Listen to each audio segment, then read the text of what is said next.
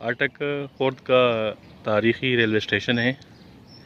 इस टाइम हम पंजाब वाली साइड पे खड़े हैं, ज़िला अटक में, और पार जो है वो निज़ामपुर का इलाका है, ज़िला नौशहरा का। बहुत ज़बरदस्त पिकनिक स्पॉट है। ऊपर की तरफ से ट्रेन गुज़रती है, नीचे गाड़ियों का रास्ता है और पैदल गुज़रने का और मोटरसाइकिलों का भी रास्ता है। ये गुज़रगाह है, ये देखें ब्रिज बने।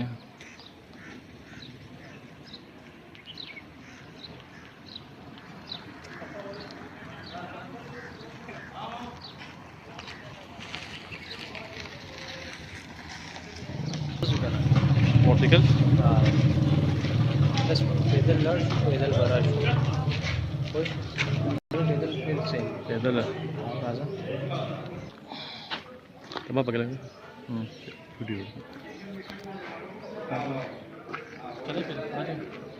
अभी हमारा प्रोग्राम क्या है? ये निज़ामपुर वाली साइड पार जाते हैं। अच्छा, और ये कौन सी जगह है? ये अटक Khurd railway station. Railway station, तारीखी रेलवे स्टेशन जी। चलो आ जाओ, निकालो, सारा मेहमान लोग आए हैं सभी।